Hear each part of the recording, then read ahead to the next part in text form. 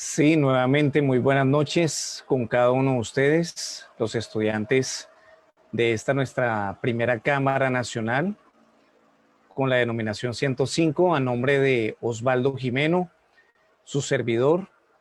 Estamos comenzando esta transmisión a través de este grupo de Facebook.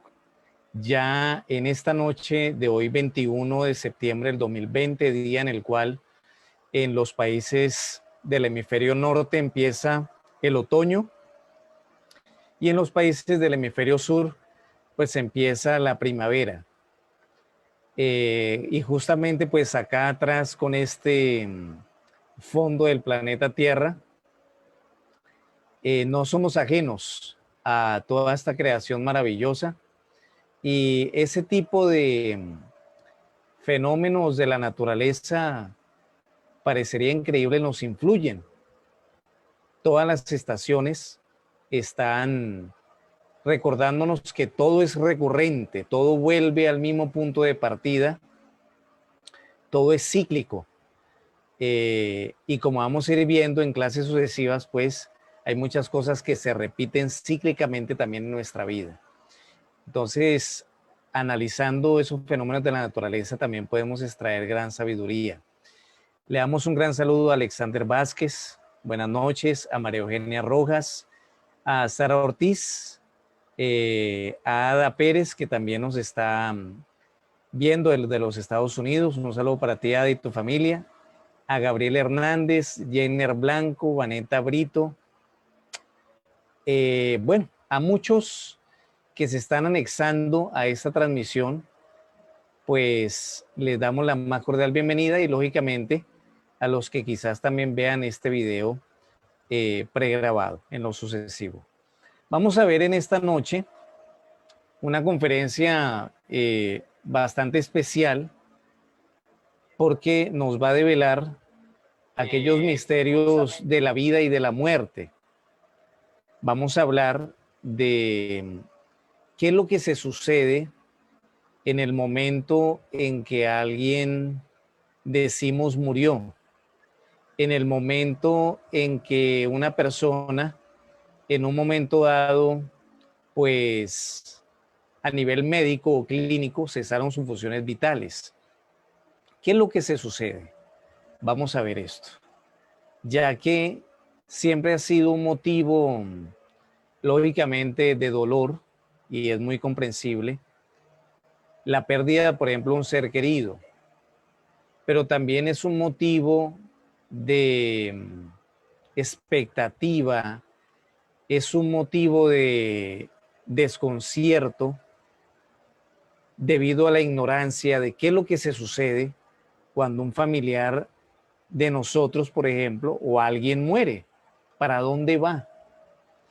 Algunos nos han dicho que esa persona se va para el cielo. ¿Será esto cierto? Otros nos dicen que se va para el infierno. ¿Qué de cierto hay en eso? Que en el cielo está Dios y en el infierno está el diablo. Algunos dicen, bueno, de pronto se quedan en el limbo aquellos niños que no son bautizados, o se van para el purgatorio. ¿Qué hay de cierto en todo esto? Resulta ser que solo es real lo que una persona haya podido comprobar, porque teorías e hipótesis acerca de la muerte hay muchas.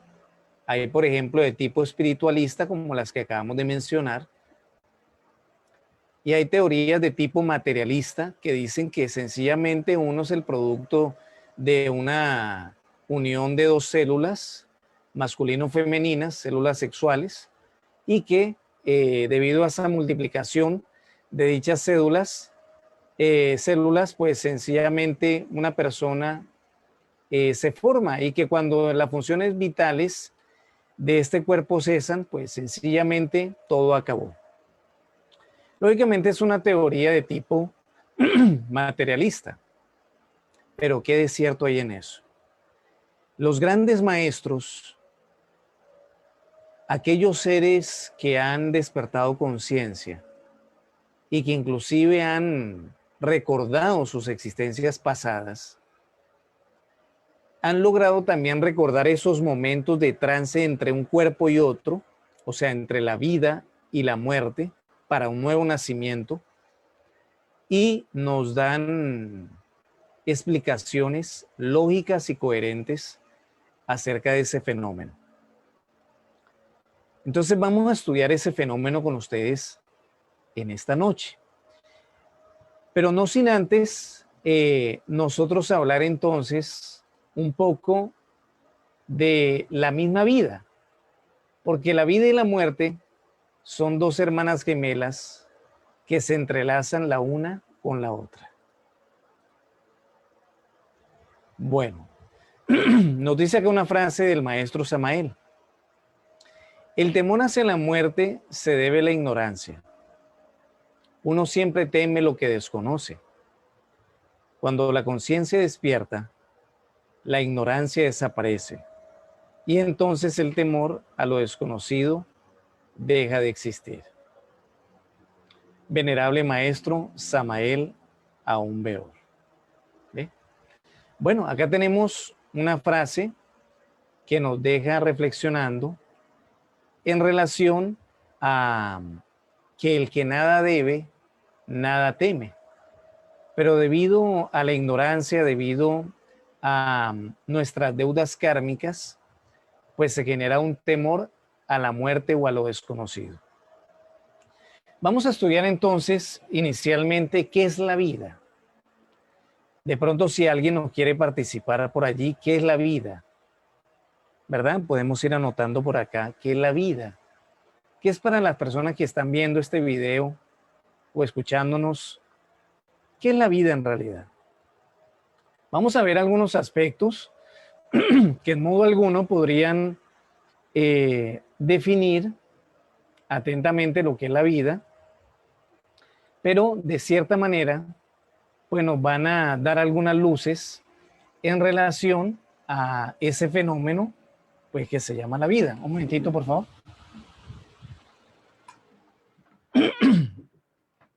Bueno, esta vida que nosotros decimos que tenemos, en la que estamos, que sentimos, tiene 4 aspectos definidos.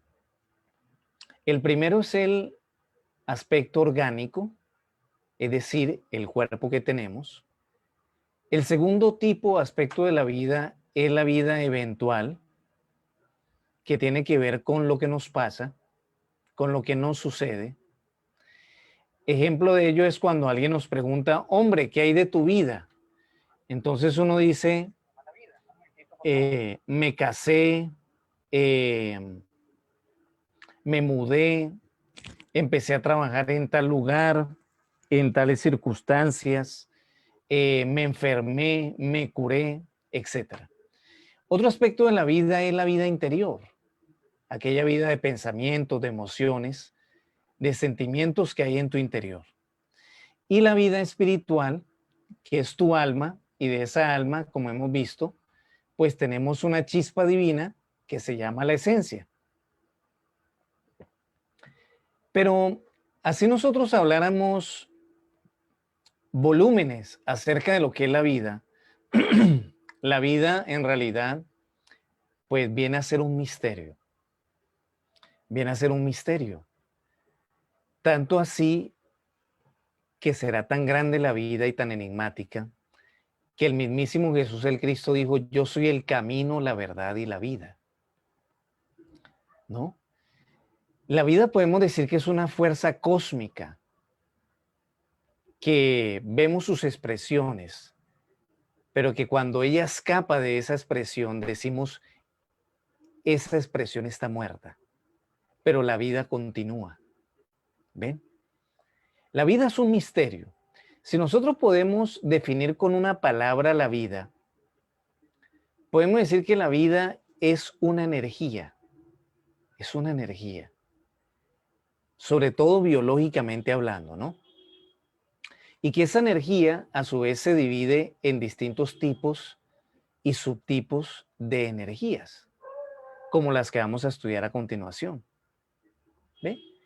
Fíjense ustedes, por ejemplo, desde el momento en que la vida empieza a surgir, por ejemplo, en un feto, ¿no? Fíjense que a los 3 meses de gestación empieza a surgir una energía que se llama la energía digestiva. Y esa energía digestiva, que tiene que ver con aquella conformación de los órganos digestivos, es una energía que ese cuerpecito del feto perfectamente puede soportar sin que le cause daño alguno. Más adelante, a los 7 meses de gestación, ya viene esa energía pulmonar, lógicamente eso lo entienden muy bien los médicos o las madres, porque a los 7 meses pueden hacer una criatura. ¿Y por qué pueden hacer? Porque recién allí están formados sus pulmoncitos a los 7 meses de gestación. Entre los 2 y 3 años de vida se da la energía ósea. Fíjense ustedes que acá hay un pequeño misterio, que es que el cerebro del niño, hasta antes de los 3 años, de cierta manera es un tejido cartilaginoso, no es óseo como tal. Y por eso es que en algunos lugares, según costumbres familiares o tradicionales, no se debe dejar acostadito el niño todo el tiempo boca arriba, ni hacia un ladito ni hacia el otro, porque se le deforma la cabecita. Entonces, para que quede esa cabecita bien formada, porque todavía es como maleable, moldeable esa estructura ósea, que no es como tal, sino hasta los 2 o 3 años de vida. Ya esa energía ósea empieza a circundar por el cuerpo de esa criaturita y es una energía que el cuerpo del niño puede soportar. A los 7 años hemos venido estudiando en la clase número 2 que empieza a circundar la energía de la personalidad o termina de conformarse esa energía de la personalidad y tiene que ver con aquella forma de pensar, con aquella serie de patrones, de complejos, de manías, de prejuicios, de conceptos, de formas de ver la vida con respecto a sí mismo y los demás, el ser humano. Es otra energía que el cuerpo humano puede perfectamente soportar.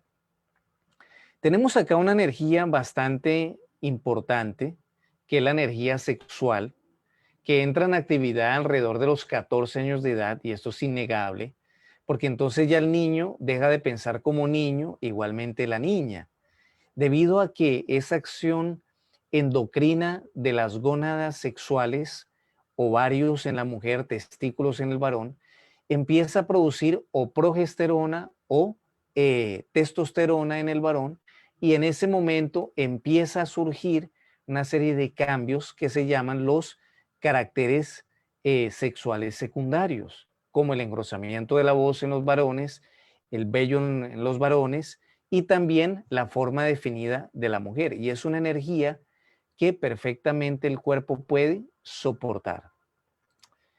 A los 21 años recién, esta energía sexual, ya cuando se es un joven prácticamente, entonces en el varón, sobre todo, esta energía está apta para procrear un hijo.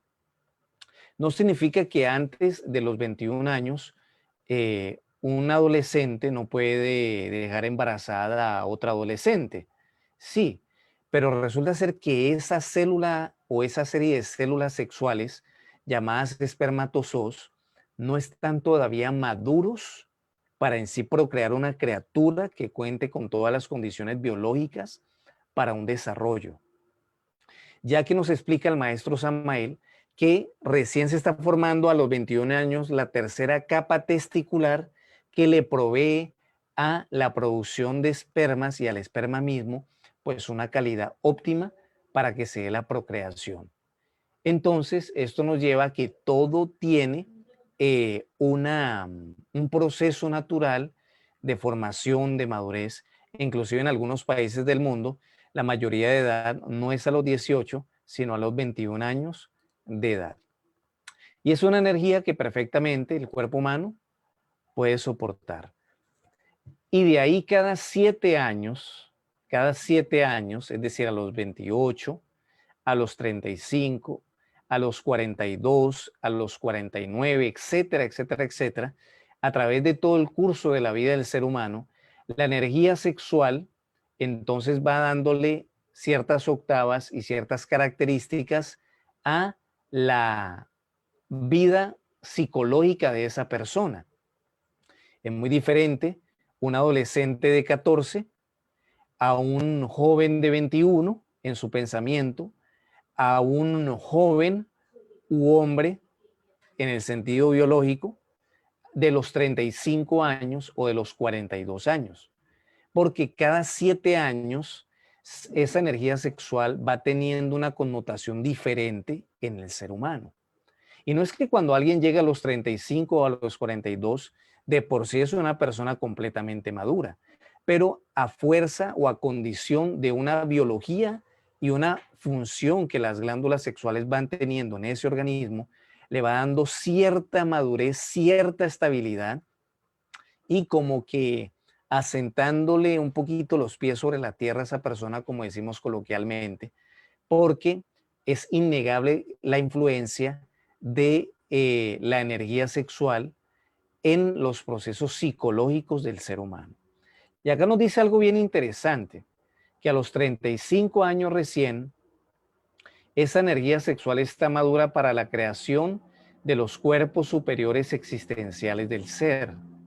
Esto quiere decir que si ese varón, sobre todo en el varón hablemos, porque la mujer madura un poco más rápido siempre que el varón, entonces esa energía sexual está apta para poder crear un cuerpo astral, un cuerpo mental y un cuerpo causal, que son cuerpos internos del hombre, que se van a constituir en esos cuerpos del alma para convertir a ese humanoide en un hombre real, en un ser logrado, porque físicamente tenemos un cuerpo tridimensional o físico, pero internamente no tenemos sino los gérmenes para el verdadero hombre, porque la esencia no se ha desarrollado y los cuerpos internos que hemos mencionado, pues tampoco han venido a tener existencia real. Estos son temas un poquito avanzados que vamos a ir desarrollando en los cursos presenciales de cámara avanzada, que ya falta muy poco además. Bueno, pero entonces, ¿qué es la muerte? ¿Qué es la muerte en sí? Hemos visto que hay una serie de energías que se han venido desarrollando a través del organismo humano, desde la energía digestiva hasta, por ejemplo, esa energía sexual en las distintas etapas de la vida del ser humano.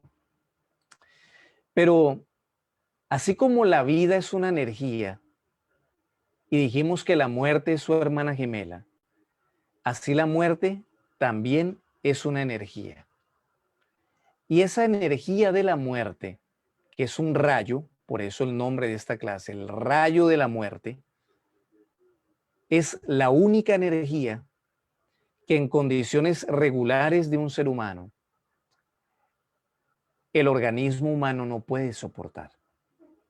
La energía de la muerte, vista clarividentemente por los grandes maestros que han despertado, por ejemplo, la clarividencia. Entonces, podemos decir que la muerte es una energía, es una energía.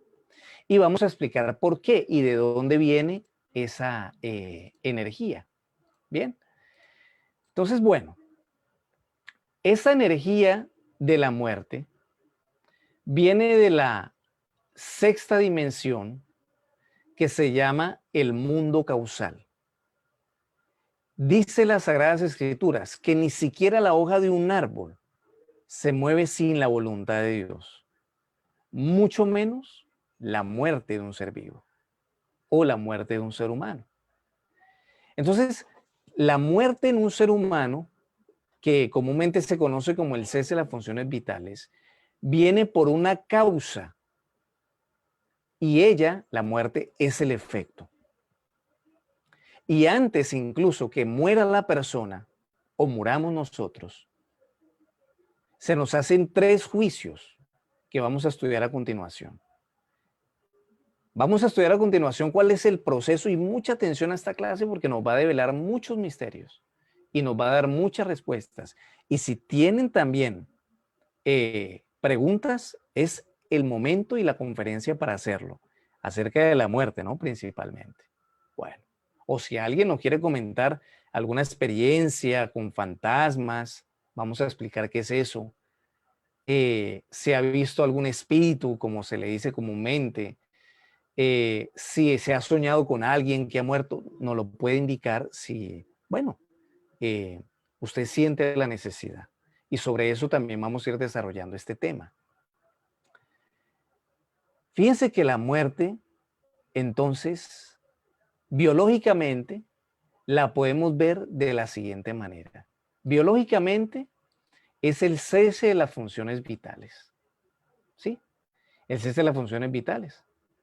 Una persona, por ejemplo, se accidenta o se desmaya o recibe un golpe muy fuerte o se desangra, qué sé yo, o le da un paro cardíaco y le toman el pulso. En ese momento, si no lo hay, se dice cesaron sus funciones vitales, o sea, el corazón se detuvo, ¿verdad? La muerte también podemos verla o estudiar el aspecto que tiene que ver con los tercios por los cuales se da la muerte. Resulta ser que cuando decimos alguien murió, es porque ya el centro motor, y en este caso el cerebro motor, porque hemos estudiado en la máquina humana que tenemos 3 cerebros: cerebro pensante, cerebro emocional y cerebro motor, instintivo y sexual. Alguien puede estar vivo en el cerebro motor y en el cerebro emocional y estar muerto en el pensante, los que llamamos locos o dementes. Están muertos a nivel de los valores del cerebro pensante. Alguien podría estar vivo a nivel del cerebro pensante y del cerebro motor, pero no del cerebro emocional. Los que, por ejemplo, padecen de grandes depresiones van muriendo en ese sentido emocional. No significa que eso no tenga cura. Sí la tiene.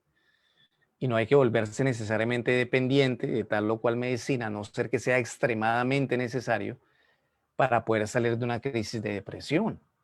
De eso de pronto podemos hablar un poquito más adelante.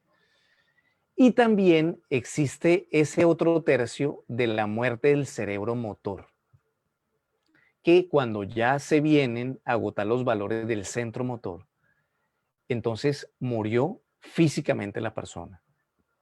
Pero repito, alguien puede estar muerto intelectualmente o emocionalmente o a nivel motriz, porque la muerte se da por tercios, ya que cuando nacemos, la divina ley y la madre naturaleza, Dios, deposita en los 3 cerebros mencionados los valores que necesitamos para poder administrarlos durante toda la vida.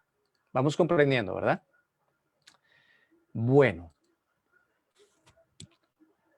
¿Y qué queda y qué se va con la muerte? ¿Qué se queda acá y qué se va con la muerte? Bueno, resulta ser que cuando alguien muere, lo que se queda es su cuerpo físico, su cuerpo vital y la personalidad. ¿Ya? Su cuerpo físico, vemos que muchas veces lo entierran o lo creman, murió, se queda acá. Su cuerpo vital queda desintegrándose con el cuerpo físico. Es un cuerpo de la 4ª dimensión. Es la vitalidad, lo que llamamos la vitalidad de ese cuerpo. Es una energía. Y la personalidad se queda acá en la Tierra. Lo que se va para la 5ª dimensión de la naturaleza, en el momento en que alguien muere, la esencia, o sea, quién eres tú en realidad, se va para la 5ª dimensión de la naturaleza. Y en ese momento queda deambulando mientras se le van haciendo algunos juicios que vamos a estudiar a continuación. Eso es lo que se va. Los valores de conciencia y los antivalores que se llaman el ego. Por eso que el que dijo que uno se muere y nada se lleva, es una aseveración falsa. ¿Por qué? Porque uno sí se lleva los valores positivos o los valores negativos que ha acarreado y los seguirán acompañando eternamente. Lógico que si tiene una mansión, una casa, una hacienda, un carro, una moto, no se la va a llevar para la quinta dimensión. Pero cuando se refiere a que uno sí se lleva cosas, es a lo que estamos diciendo, que son los valores que uno ha hecho o ha producido acá en la tierra. ¿Ve? Depende de uno. Entonces, algunos dirán, bueno, ¿y cómo así que se queda eso de la personalidad? ¿Cómo así que se queda eso de la personalidad? Bueno, lo vamos a estudiar a continuación. Qué es la personalidad y con qué aspecto que tiene que ver con esto de la muerte lo podemos relacionar? Pero vamos a leer algunas preguntitas. Bueno, nos dice Ada Pérez, he soñado con personas muertas en otra dimensión. Usualmente ellos están conviviendo felizmente. Bueno, vamos viendo acá.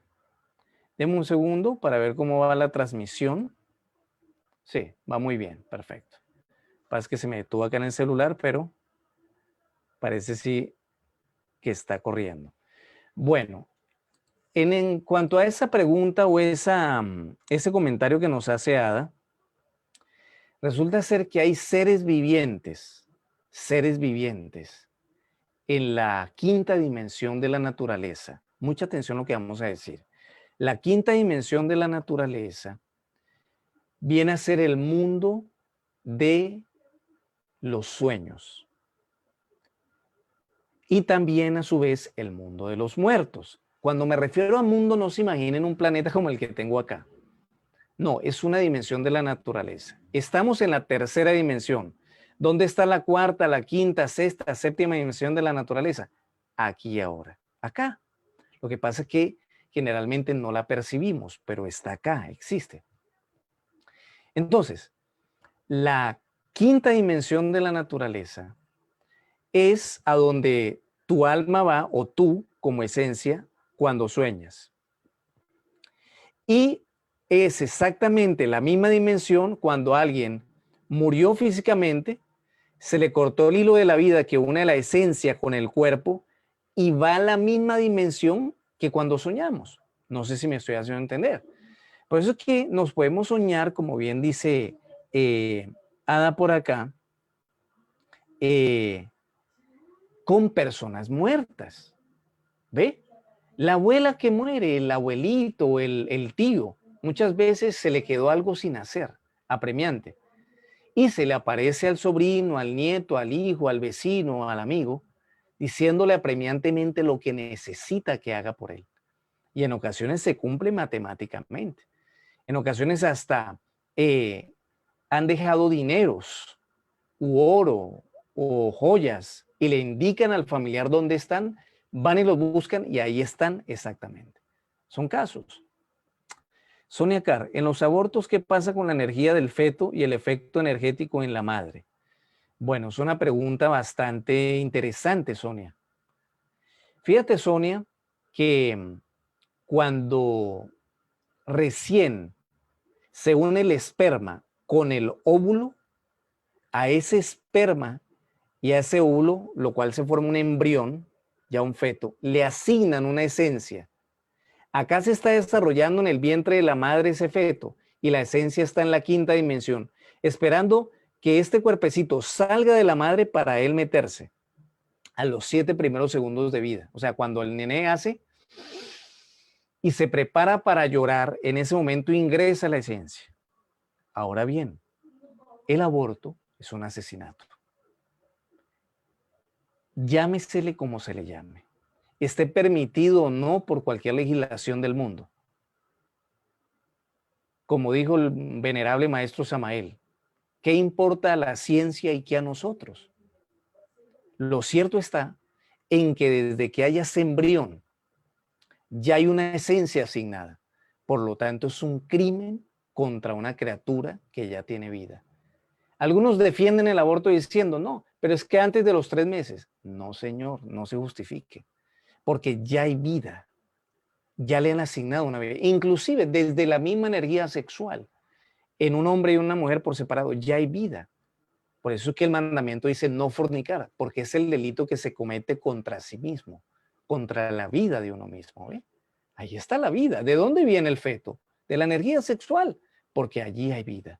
Entonces no debemos matar o malgastar nuestra vida. El aborto es un asesinato.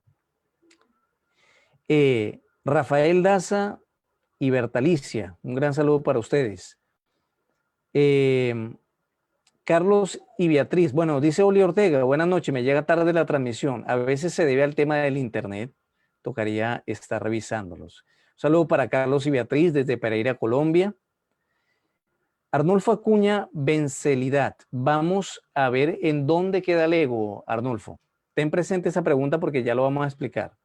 Nos dice María Esprilla, mi hijo murió y al segundo día que lo enterramos, recibió una llamada del celular que él tenía, que yo lo tengo. Llamó a mi número de mi celular. La niña contestó, aló, aló, aló, y recibía un eco, hasta que colgaron y no se escuchó nada. Le agradezco su valiosa información. Resulta ser que durante los 3 días y medio iniciales, cuando la persona muere, que llamamos, y en términos esotéricos y más específicos, desencarna, en ese momento, en esos 3 primeros días y medio, se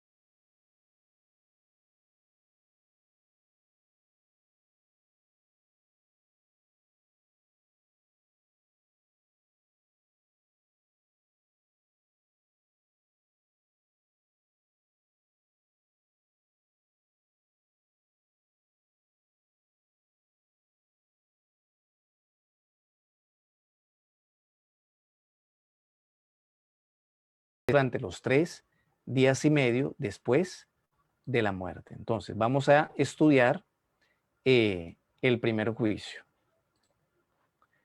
Se da todavía acá en la tercera dimensión. Cuando de pronto la persona se accidenta o se desmayó, en ese momento la persona, momentos antes de que haya perdido el conocimiento o digan murió, momentos antes, o sea, todavía en vida, ve de una forma rápida, que se le llama retrospección rápida, acá en el mundo físico, todo lo que ha vivido de una manera muy rápida. ¿Qué significa esto? Que como está cerca del rayo de la muerte, porque es un rayo que viene de la sexta dimensión, lo traen los ángeles de la quinta dimensión a la tercera dimensión donde estamos. Y viene por una ley de causa y ellos son efecto. Por nuestras buenas o malas obras. Viene la muerte. Entonces, en ese momento en que la persona va a morir, está cerca de la muerte, esa persona se recuerda de todo lo que ha vivido, para bien o para mal, de lo que hizo bien, de lo que hizo mal, de lo que le faltó por hacer. Y en ese momento se acuerda de sus hijos, de su familia, en milésimas de segundo. Ese rayo de la muerte que está cerca le está indicando que por esto y por esto, por lo que hiciste de más o te faltó por hacer, para bien o para mal, llegó el momento de tu muerte. Ese es el primer juicio. Y las personas que hemos estado cerca de la muerte sabemos que eso es así. Bueno, segundo juicio, retrospección lenta. Esto se da en el mundo causal, sexta dimensión. Parece increíble, pero en la sexta dimensión, en el mundo causal, en ese momento, la esencia es separada del ego. Sí, la esencia que generalmente está embutida en el ego, embotellada, se le libera, se separa la esencia libre 100% del ego, que es un cascarón. El ego se queda en la quinta dimensión, la esencia se va para la sexta dimensión. Y allí, como aparece acá en pantalla, entonces ponen a ver a la esencia como si fuera en una pantalla de cine todo lo que hizo para bien y lo que hizo para mal, la esencia en vida. Pero tengas en cuenta que esa esencia está totalmente libre del ego. Entonces, lógicamente, cuando se le muestra a la esencia totalmente libre del ego, lo que hizo para bien, lo que hizo para mal, pero ya de una manera más lenta y en forma retrospectiva, o sea, del fin de esa vida al inicio de esa vida, desde que está muriendo hasta cuando nació anteriormente, entonces esa esencia está libre del ego. ¿Qué creen ustedes que pensaría de sí misma frente a todos los delitos que cometió? Pues lógicamente en esa retrospección lenta y en esa pantalla, cuando le muestran como si fuera el libro de su vida, como está libre del ego, ella jamás se justificaría y vería tal cual todo lo malo que hizo. Y se diría a sí misma, yo maté.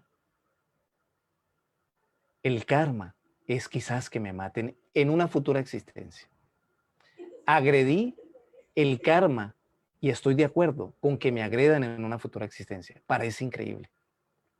Porque la esencia libre del ego es totalmente consciente de lo que hizo para bien y para mal y lo que merece. Por eso liberan a la esencia para que en ese segundo juicio, entonces, viendo esa vida, ese libro de la vida, en ese momento, la esencia prácticamente, podemos decir así, se juzgue a sí misma. ¿Qué sería el tercer juicio?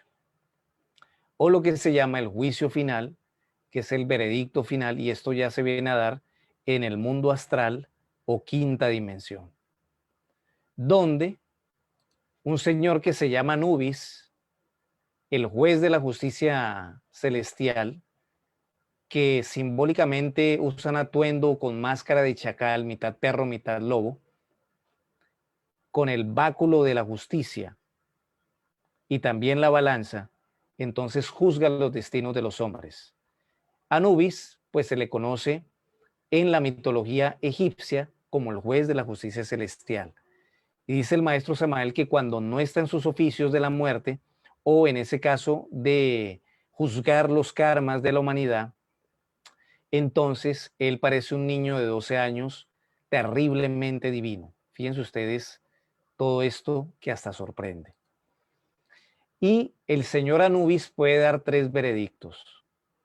Primero, hasta hace algún tiempo, si la esencia hacía obras buenas o malas, bueno, hizo obras buenas, también malas.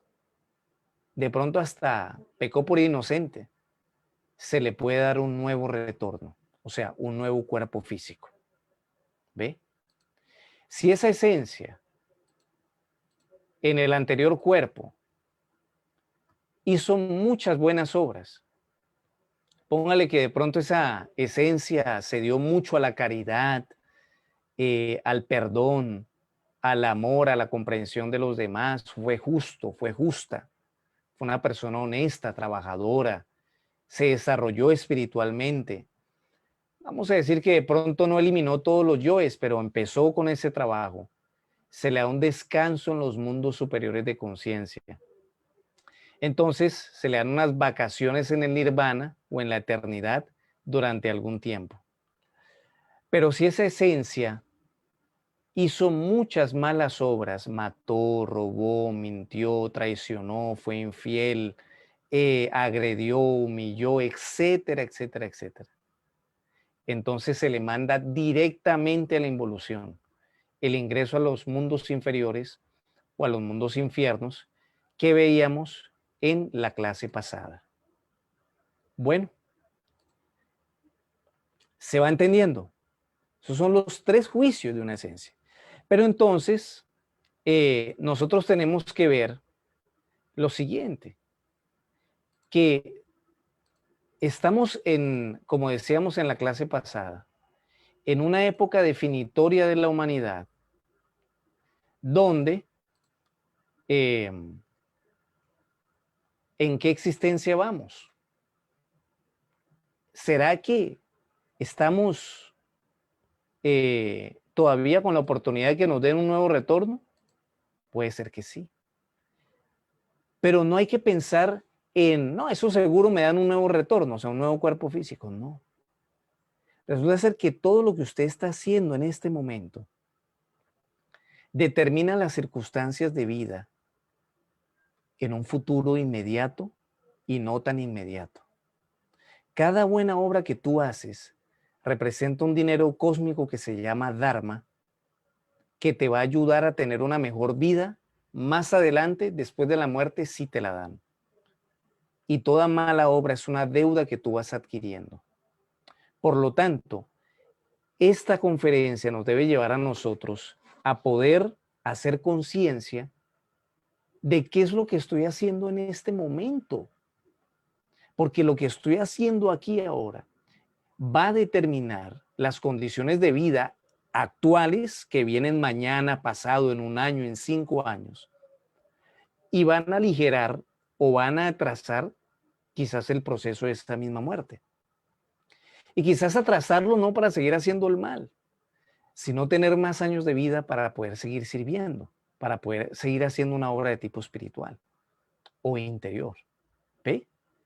Entonces se dice que el hombre es el arquitecto de su propio destino. Bueno, pero no solamente de esta existencia, sino en futuras existencias, porque lo que estamos haciendo aquí ahora, en este momento, es determinante para lo que puede venir en un futuro. ¿Ven? Entonces, ese es el recorrido que hace la esencia en el momento en que desencarnamos o morimos. Volvemos con una nueva matriz, nos dan unas vacaciones en los mundos superiores de conciencia por nuestras buenas obras. Y si las obras pesan más en el sentido negativo en la balanza del karma, porque esa balancita es la que tiene el señor Anubis ahí, en el momento en que hemos desencarnado y nos hacen los 3 juicios, si pesa más el karma, para la involución. Y sería lamentable porque habremos perdido 108 existencias y esa última existencia, ese cuerpo maravilloso físico para hacer una obra de despertar conciencia, un desarrollo interior. ¿Ven? Entonces necesitamos aprovechar esta vida, vivir el instante y aprovecharlo. Bueno, por acá venían algunas otras preguntas que no quiero terminar sin hacerlas.